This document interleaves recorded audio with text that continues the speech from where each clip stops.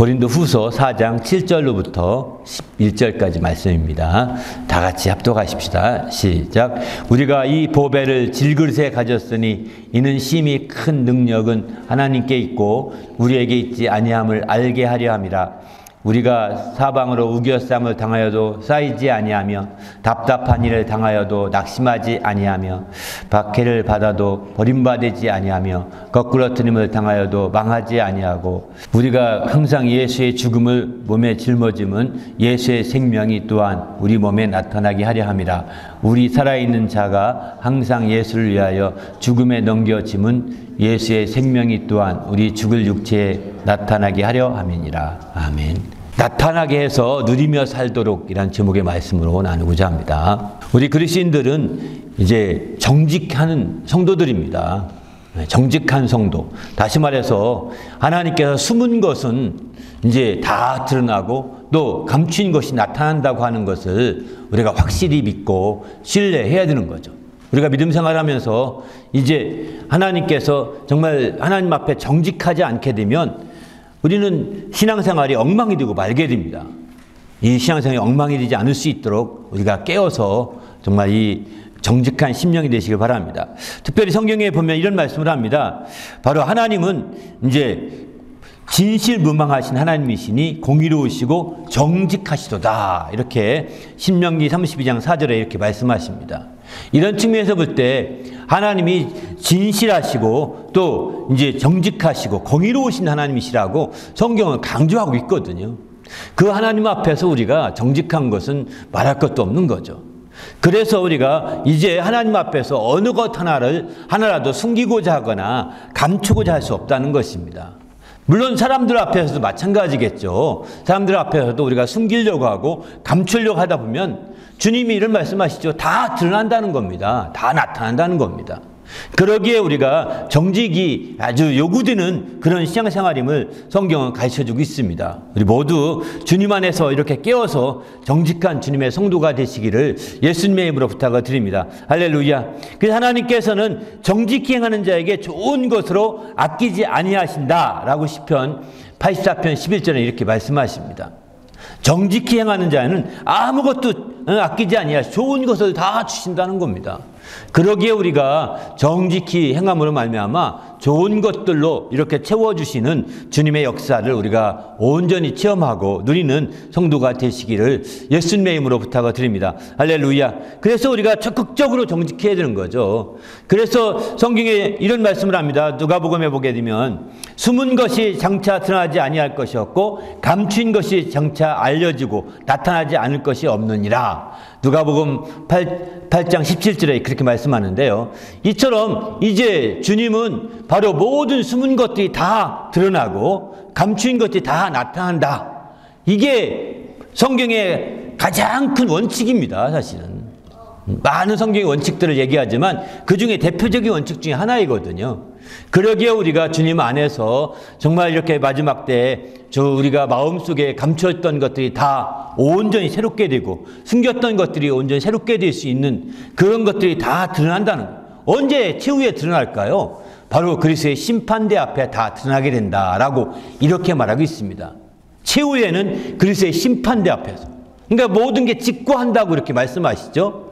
그만큼 우리는 이 땅에서 아무리 숨긴다 하더라도 그 사람을 사기치고 사람에 대해서 이렇게 숨겨서 또는 속여서 사기친다 할지라도 이제 감출 수가 없는 겁니다. 그분 앞에 다 드러날 수밖에 없고 나타날 수밖에 없는 거죠. 그래서 우리가 적어도 하나님 앞에서는 정말 정직한 심령이 돼야 되는 거죠. 하루 종일 거짓말 했다 하더라도 하나님 앞에서만 야도 정말 우리가 진실하게 나가는 신앙이 참된 신앙이 아닌가 이렇게 확신합니다. 우리 모두도 이렇게 정말 주님을 의지하는 자들일진데는 더욱더 하나님의 정직하심 앞에 나가시길 부탁드립니다. 그런데 하나님께서도 이렇게 사람도 숨기지 못하고 감추지 못하도록 하신 하나님께서 반면에 숨기시는 것이 있고 감추시는 것이 있는 것처럼 말씀하신 적이 있습니다.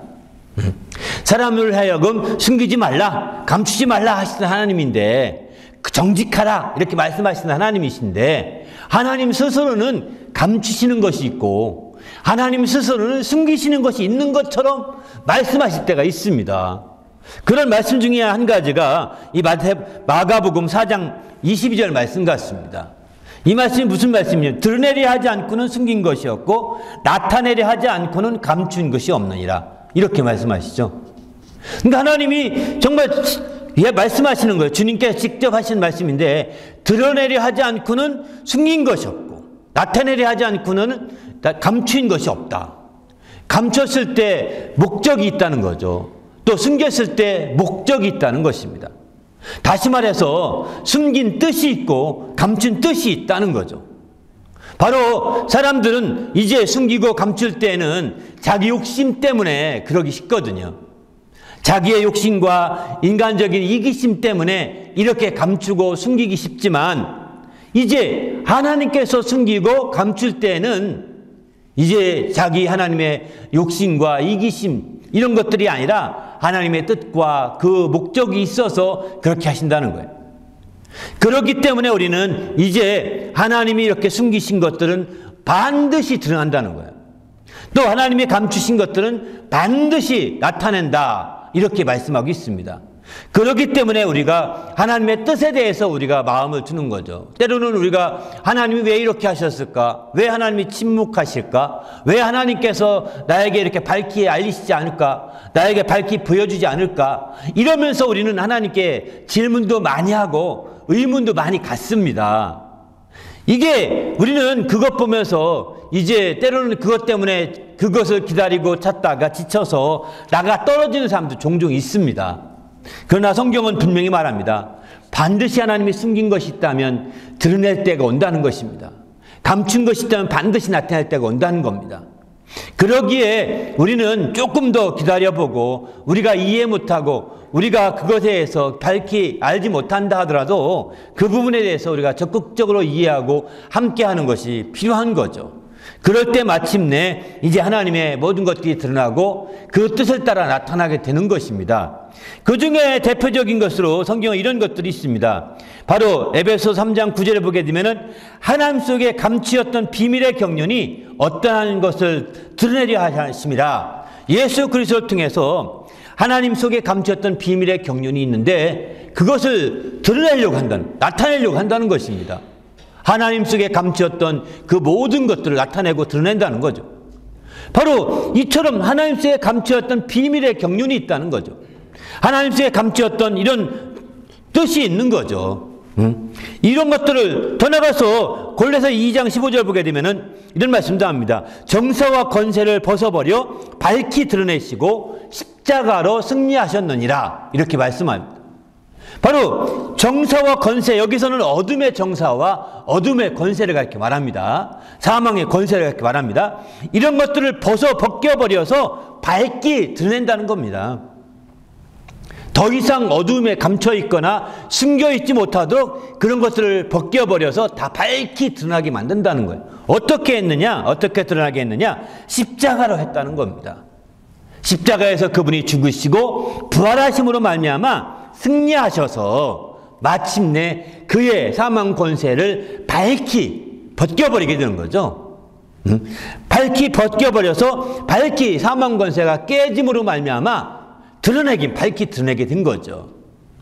이런 것들도 이제 주님이 오셔서 십자가에서 달려 죽기 전까지는 그대로 사망이 최고의 권세인 양, 사망이 최고인 양 마치 이렇게 막 떠들어대고 그렇게 막 주장했었습니다. 하지만 이제 주님이 오셔서 이것을 밝히 드러내시게 되니까 때가 되어 밝히 드러내심에 이제 그 모든 사망 권세가 다 무너지지 않습니까? 이렇게 되듯이 주님께서 하시는 모든 일들이 다 밝게 드러내시고 나타내신다라고 이렇게 말씀하고 있습니다.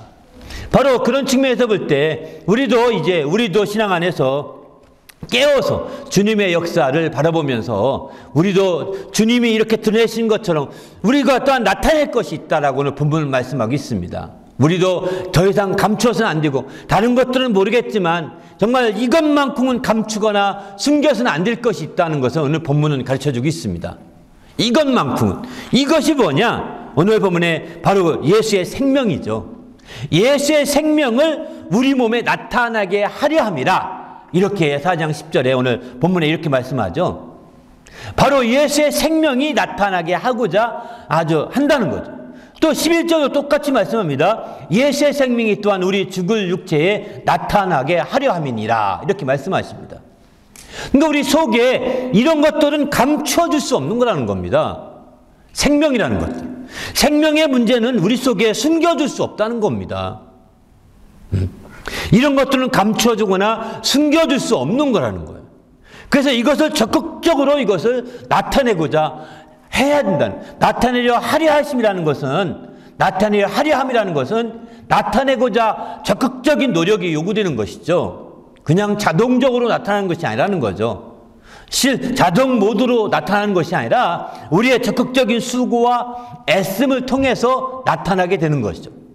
그래서 우리는 주님 앞에서 깨어서 하나님의 일과 같은 놀라운 역사들이 될 수 있도록 우리가 우리 속에 생명이 나타나고 또 생명의 역사가 드러날 수 있도록 해야 되는 거예요. 여기서 생명이 나타나게 한다니까 생명이 우리가 알다시피 추상명사잖아요. 추상적으로 이해하기 쉽습니다. 그런데요, 이걸 좀 더 구체화시키면 생명의 말씀 이렇게 말씀하죠. 생명의 복음 이렇게 표현하죠. 생명의 진리 이런 표현을 하죠. 생명의 표현을 하면서 생명으로 된 말씀, 생명으로 된 복음, 생명으로 된 진리 이런 표현들 씁니다. 성경에 보게 되면. 그런 측면에서 볼 때 우리가 생명을 나타낸다고 할 때 막연한 생명을 나타내는 것이 아니라 생명의 말씀을 우리의 몸, 우리의 생활 속에서 나타내는 것이죠. 생명의 말씀을, 생명의 복음을 우리의 육체, 우리의 모든 환경 속에서 나타내는 것이죠.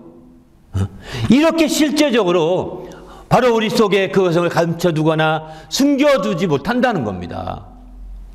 우리도 모르는 사이에 그런 부분들을 적극적으로 나타내고자 이게 그럼 왜 숨겨둔다, 감춘다 이런 표현을 쓰냐면 우리가 적극적인 노력하지 않으면 이게 숨겨지는 것처럼 된다는 것입니다.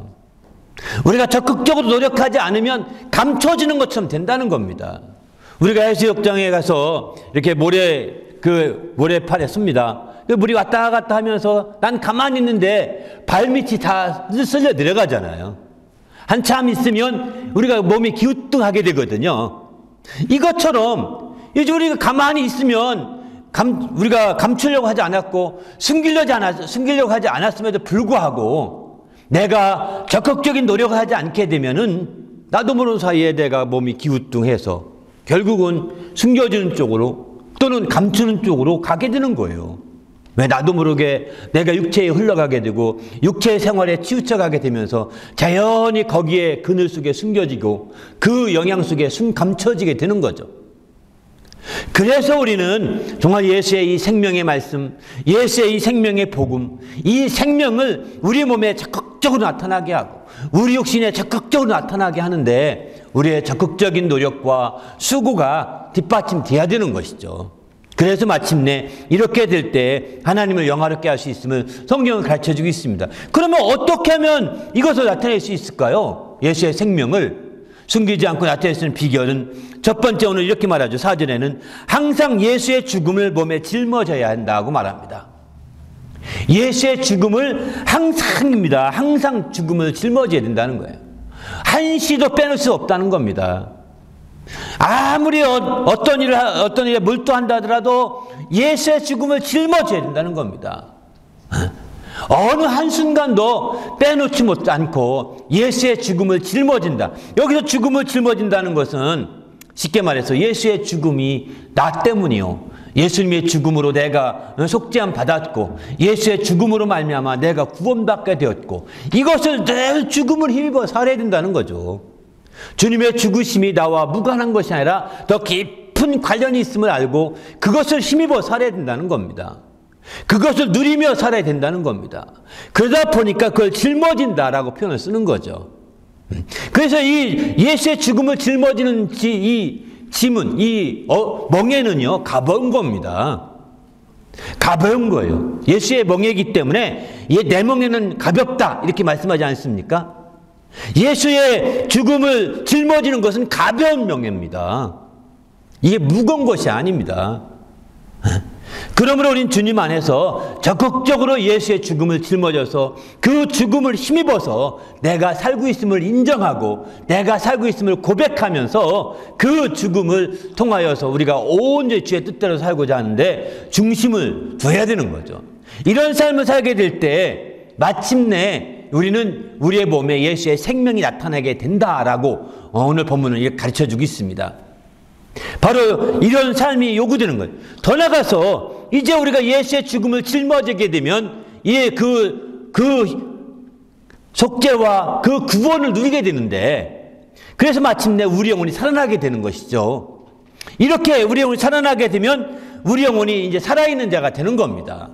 이렇게 살아있는 자가 되게 되면 어떻게 해야 되느냐? 11절은 이렇게 말합니다. 우리 살아있는 자가 이제 항상 예수를 위하여 죽음에 넘겨짐은, 이렇게 표현하죠.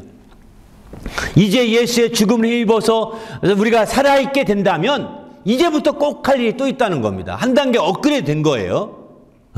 이건 뭐냐면 예수의 죽음을 우리가 예수를 위하여 죽어야 된다는 겁니다. 예수를 위하여 죽음에 넘겨져야 된다, 이렇게 표현하는 건데, 죽음에 넘겨진다는 것은 예수를 위하여 죽어야 된다, 예수를 위하여 희생해야 된다, 이렇게 말씀하는 거죠. 바로 그렇게 될 때 우리 육체에 바로 예수의 생명이 나타나게 된다고 이렇게 말씀하고 있습니다. 그렇습니다. 우리의 신앙생활이 그냥 자동적으로 예수만 믿고 또 신앙생활만 하면, 교회만 나오면 자동으로 되면 참 좋을 것 같습니다. 굉장히 좋을 것 같습니다. 그러나 또 거기 나오는 것도 함께 중요하지만 또 함께 중요한 것은 바로 이와 같이 예수의 생명이 나타나도록 힘쓰는 것입니다. 예수의 생명이 우리 몸에 나타나도록, 우리 육신 가운데 나타나도록 힘쓰는 거예요. 바로 예수의 죽음을 짊어지고 다니면서 더 나아가서는 예수님의 이제 뭐라고 할까요? 예수를 위해서 우리가 죽기까지 하는 것이죠. 죽기까지. 여기 예수의 죽음을 짊어진다, 이런 표현 쓸 때 제가 이런 설교할 때마다 딱 떠오르는 한 가지가 있습니다. 한 가지 뭐냐면, 저는 이제 경주정시 72세손인데 72세손인데 저희 전 못 봤어요. 증조 할아버지가 그 우리 때 했던 벼슬을 많이 했나 봐요, 이렇게. 근데 이제 유세통이라고 그러고, 유세통 뭐 들어보셨나요? 유세통에 그 할아버지 교지들이 다 들어있는 거예요. 뭐 판사했다, 뭐 다 교지가 다 들어있는 거예요, 거기가 다. 그 교지통, 그거 보고 유세통이라고 하더라고요. 그 유세통을 메고 이제 정시지만 찾아가면 뭐 대접받는다 이러면서 할아버지가 유세통을 보여주면 그 얘기 하더라고요.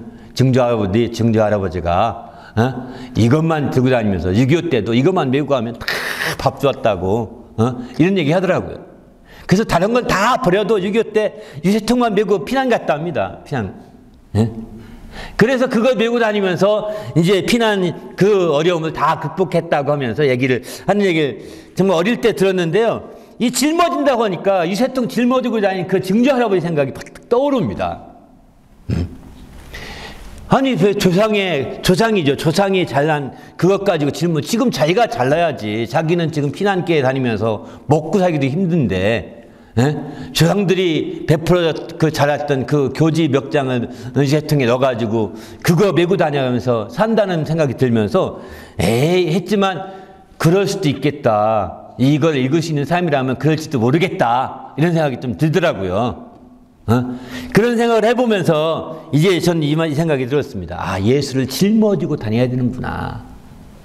정말 증조 할아버지가 유세통을 짊어지고 다니듯이 바로 예수의 죽음을 짊어지고 다녀야 되는 겁니다. 이거는 피난 갈 때는 말할 것도 없고 잠잘 때도 예수의 죽음을 짊어져야 되는 거죠. 피난 갈 때만 짊어지고 가서 밥 한 끼 얻어먹는 것이 중요한 것이 아니라, 바로 정말 잠잘 때도, 내가 일할 때도, 내가 다른 공부할 때도 예수의 죽음을 짊어지고, 그리고 마침내 우리가 그 힘을 힘입고 그 덕을 힘입고 그것 덕분에 우리가 살아야 되지 않겠습니까? 이런 사람들이 진정한 그리스도인이라고 표현할 수 있는 거죠. 우리 모두도 이렇게 귀한 주의 참된 그리스도인이 될 수 있기를 예수님의 이름으로 축원합니다. 할렐루야. 그래서 우리가 적극적으로 주의 말씀을 통해서 이렇게 예수의 그 죽음을 짊어지고 더 나아가서 예수를 위하여 우리가 죽음에 넘겨지는 자가 될 수 있는 성도가 되어야 되는 거죠. 이렇게 되기 위해서는 어떻게 가능할까요? 바로 고린도후서 7장에서는 이렇게 말씀합니다. 이렇게 되기 위해서는 하나님의 뜻대로 근심하는 자가 되어야 된다고 가르쳐주고 있습니다. 하나님의 뜻대로. 그 하나님의 뜻대로는 근심은 후회할 것이 없는 구원에 이르게는 회개를 이루는 것이요, 세상 근심은 사망을 이루는 것이다. 이렇게 하나님 뜻대로 하는 근심을 하게 되면, 고린도후서 7장 11절에 보게 되면은 바로 이 근심이 우리를 간절하게 만든다는 겁니다. 하나님의 뜻대로 하는 근심이 우리를 변증하고 정말 열정적으로 변증하게 만든다는 겁니다. 하나님의 뜻대로 하는 근심이 또 의분을 일으키게 만든다는 겁니다. 하나님의 뜻대로 하는 근심이 또 더 사모하고 더 열심히 있게 만든다는 거예요. 이렇게 하나님의 뜻대로 하는 근심을 갖게 되면, 그래서 정말 예수를 위해 죽기까지 하는 자들 나오는 거죠. 예수를 위해서 죽을 수 있는 그런 성도들이 될 수 있음을 성경은 이렇게 말씀하고 있습니다. 그러기에 우리는 누구보다도 적극적으로 이제 하나님의 뜻대로 하는 근심을 갖는 성도가 되시길 바랍니다. 12절 한번 읽어드리면요, 고린도후서 7장 12절 보면, 그런즉 내가 너희에게 쓴 것은 그 불의를 행한 자를 위한 것도 아니요 그 불의를 당한 자를 위한 것도 아니요 오직 우리를 위한 너희의 간절함이 하나님 앞에서 너희에게 나타나게 하려 함이니라. 여기는 나타나게 하려 함이라고 표현하고 있죠. 너희의 간절함, 여기 간절함은요 신앙의 열정입니다. 너희의 신앙의 열정이 하나님 앞에서 나타나게 하려고 내가 이것을 썼다, 고린도 후서를 썼다고 이렇게 말하고 있는 거죠. 너희의 간절함, 이 간절함이 어떤 간절함이냐, 하나님의 뜻대로 하면서 근심하면서 나왔던 그 간절함, 그런 열정들이라는 거예요. 하나님 뜻대로 하게 되면 얼마나 간절하게 하느냐 이렇게 말하는데, 그런 간절함과 열정들이거든요. 이런 것들을 하나님 앞에서 그대로 나타나게 하려고 이제 이처럼 바로 너에게 쓴 것이다 라고 말씀하고 있습니다. 그렇습니다. 우리가 믿음 생활을 하면서 이제 정말 예수의 죽음을 짊어지고 또 예수를 위해서 죽기까지 하고 이를 위해서 하나님 뜻대로 근심하면서 세상 근심은 다 저버리고 하나님의 뜻을 이루고자, 어떻게만 뜻대로 살 수 있을까, 어떻게만 뜻을 이룰 수 있을까, 어떻게만 뜻을 온전히 성취할 수 있을까, 이렇게 근심하면서 몰두하는 이런 삶을 살 때 사실은 그 모든 것이 가능한 것이죠. 그렇게 될 때 드디어는 예수의 생명이 우리의 삶 가운데, 우리의 생활 가운데, 우리의 육신 가운데, 우리의 몸 가운데 그 생명의 역사가 펼쳐지게 되는 거죠. 그 생명의 역사가 그대로 이루어지게 되는 것입니다. 우리 모두도 이런 생명의 역사가 이루어지는 주님의 성도가 되시기를 예수님의 이름으로 축원합니다. 할렐루야. 그래서 너희의 신앙의 열정이 하나님 앞에 나타나게 하고자 이걸 썼다고 했는데, 우리의 신앙의 열정이 하나님 앞에 최후에 나타나기 전에 먼저 신앙의 열정으로 따라서 나타나는 것이 있습니다. 그것은 뭐냐면 우리의 믿음의 성숙함입니다. 믿음의 성숙함. 최후에는 하나님 앞에 우리의 열정이, 우리 행한 모든 것들이 다 나타나게 될 것입니다. 그분의 심판대 앞에서 다 최후에는 나타나게 될 것입니다. 그러기 전에 이제 우리는 먼저 나타날 것이 있는데, 바로 사도 바울은 나타나게 하라고 공개했던 말씀 중에 대표적인 말씀은 디모데후서 4장 15절에 이런 말씀을 합니다. 이 모든 일에 전심전력하여 너의 성숙함을 모든 사람에게 나타나게 하라, 이렇게 말합니다. 너희의 성숙함, 믿음의 성숙함을 모든 사람 앞에 나타나게 하라는 겁니다. 바로 이렇게 주의 뜻대로 죽음에 넘기우고 또 주님을 위하여 온전히 드려지게 될 때 우리의 믿음의 성숙이 이루어지게 됩니다. 그리고 열정이 생기게 되는 것이죠. 신앙의 열정이 최후에는 하나님 앞에, 심판대 앞에까지 다 드러나게 되어서 이제 주님이 행한 대로 갚아주신 역사가 펼쳐지게 되는 거죠. 그런데 이렇게 되기 위해서 바로 먼저 우리에게 필요한 것은 신앙의 성숙함을 나타내는 것입니다. 바로 주님의 생명의 역사가 있게 될 때 신앙의 성숙함이 나타나게 됩니다. 우리 몸에 생명이 나타나게 될 때, 우리 몸에 생명의 역사가 펼쳐지게 될 때 우리는 우리의 신앙의 그 성숙한 역사들, 성숙한 모습들이 나타나게 되는 거죠. 그 모습은 두 가지의 모습으로 뛸 수 있습니다. 바로 이사야서 43장 26절에 보면은 내가 의로움을 나타내라 이렇게 표현하고 있습니다. 반면에 고린도후서 2장 8절에 보게 되면은 너희 사랑을 그들에게 나타내라 이렇게 표현합니다. 여기도 나타내라고 명령하고 있습니다. 바로 이제 신앙의 성숙함은, 믿음의 성숙함은 의로움을 통해 표출되게 되는 거죠.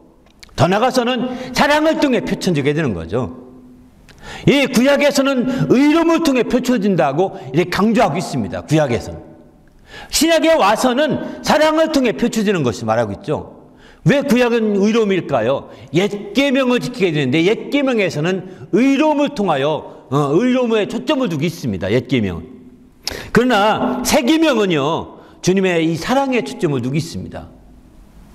사랑에. 바로 내가 너희를 사랑한 것 같이 너희가 서로 사랑하라. 이는 내가 너희에게 준 새 계명이니라 이렇게 말씀하지 않습니까? 새 계명은 사랑에 초점을 두고 나타나게 하는 것이고 옛 계명은 의로움에 초점을 두고 나타내는 거죠. 옛 계명의 대표적인 것이 십계명이지만 율법을 총틀어 옛 계명이라고 표현합니다. 율법은 이 하나님의 의를 드러내고자 하는 것이거든요. 율법을 완성하게 되면 의로움을 나타내는 것입니다. 그래서 구약의 사람들은 율법을 지키려고 몸부림치는 것이죠. 그러나 알다시피 이제 그들은 율법을 지킬 수 없습니다. 율법을 아무도 다 지킬 수 없다고 했습니다. 율법은 오히려 모든 사람을 죄인되게 하고 죄를 깨닫게 하는 법이라고 심지어 이렇게까지 신약에 와서는 그렇게 율법을 해석합니다. 그렇기 때문에 율법으로 이제 의롭다함을 얻으려고 하는 사람이라고 한다면 오히려 율법으로 정죄받아서 심판을 피할 수 없게 될 거다라고 모든 입을 막아 심판 아래 가두어두고 있다고 로마서 3장 23절에는 그런 말씀하고 있죠. 그런 측면에서 볼 때 우리는 이제 율법의 의로움을, 구약에서는 의로움을 나타내고자 하고 신약에서는 사랑을 나타내고자 하는, 이것은 사실은 서로가 다른 것이 아니라 같은 것이라고 보셔야 합니다. 손바닥 안과 박처럼 같은 것이, 하나님 편에서는 의로움이고 우리 편에서는 사랑이라고 볼 수 있는 것이죠. 그래서 우리는 이렇게 정말 믿음의 성숙함을 통해서 이런 것들이 나타나게 되고 최후에는 하나님 앞에서 우리의 모든 행함이, 우리의 모든 행실이, 우리의 모든 것들이 다 나타나게 되어서 이제 주님께서 행한 대로 갚아주신다고 이렇게 성경은 말씀하고 있습니다. 우리 모두도 이제 주님의 이와 같은 놀라운 축복을 누리는 성도가 되시길 바랍니다. 주님이 갚아줄 수 있는 그 모든 것이 있어야 되지 않겠습니까? 그러면 이렇게 예수의 생명을 우리 몸에 나타내고 우리의 생활 가운데 그 생명의 역사가 나타나게 한다면 이제 어떤 축복이 있을까요? 장차 어떻게 될까요? 성경은 이렇게 말씀합니다. 골로새서 3장 3절에 보면 이런 말씀합니다. 너희가 죽었고 너희 생명이 그리스도와 함께 하나님 안에 감추어졌습니다. 우리 생명이신 그리스도께 나타나실 그때에 너희도 그와 함께 영광 중에 나타나리라 이렇게 말합니다. 영광 중에 나타난다. 이제 우리가 생명의 역사가 있게 된다면 예수의 죽음을 항상 짊어져서 생명의 역사를 우리 몸에 나타나게 된다면 우리는 예수의 생명 안에 속한 자가 된다는 것입니다. 이것을 골로새 3장 3절은 예수의 생명 가운데 감춰졌다 이렇게 표현하고 있습니다. 그런데 그 생명이신 예수님께서 그리스도께서 나타나실 그때에 우리도 그 안에 있기 때문에 함께 나타나게 되는데 바로 그리스도께서 영광 중에 오실 때 우리도 영광 중에 나타나게 된다라고 이렇게 말합니다. 그렇습니다. 우리가 예수의 죽음을 짊어져서 생명을 누리게 된다면 최후의 영광 중에 나타나시는 놀라운 역사가 펼쳐지는 거죠. 그러기 전에 그런 건 최후의 모습이고 그러기 전에 어떤 모습이 나타나느냐? 오늘 본문에 보게 되면 4절부터 7절 8절까지 9절까지 보면은 이렇게 나오게 되는 거죠. 우리가 사방으로 우겨쌈을 당하여도 쌓이지 아니하고 답답한 일을 당하여도 낙심하지 아니하며 박해를 받아도 버림받지 아니하며 거꾸르심을 당하여도 망하지 아니한다 이렇게 말하겠습니다.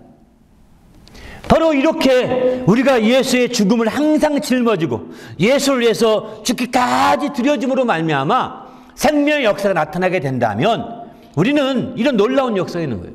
사방이 다 우겨쌈을 당하여도 쌓이지가 않는다는 겁니다. 또 답답한 일을 당하여도 낙심하지 않는다는 겁니다. 생명의 역사가 있게 되면 박해를 받아도 버림받지 않는답니다. 생명의 역사가 있게 되면 거꾸로 팀을 당하여도 망하지 않는다는 겁니다. 그리고 마침내 주님이 나타나실 그날에 영광에 함께 나타나게 되는 것이죠. 최후에는 바로 예수의 죽음을 짊어진 자, 예수를 위하여 드려진 자들, 바로 생명이 나타나게 되고, 그리고 그 생명의 역사는 이렇게 놀라운 선순환으로 이루어지게 되어 있습니다. 우리 모두도 이제 그 생명이 우리 몸에 나타나게 해서 이런 놀라운 축복을 누리며, 그 생명이 나타나게 해서 이 놀라운 주님의 행복을 누리는 성도가 되시기를 예수님의 이름으로 축원합니다. 할렐루야. 함께 기도하자. 하나님, 내가 철저히 이 놀라운 생명을 나타낼 수 있도록 정말 예수의 죽음을 항상 짊어지고 다니게 해주시고, 이 놀라운 생명 역사가 펼쳐질 수 있도록 해요. 예수를 위하여 온전히 희생하며 드려지는 자가 될 수 있도록 인도해 달라고. 그래서 마침내 이제 주님의 놀라운 영광에 참여할 수 있는 놀라운 역사가 펼쳐질 수 있도록 주님의 축복을 누리며 행복을 누리는 성도가 되도록 인도해 달라고 합심하여 간절히 기도하겠습니다.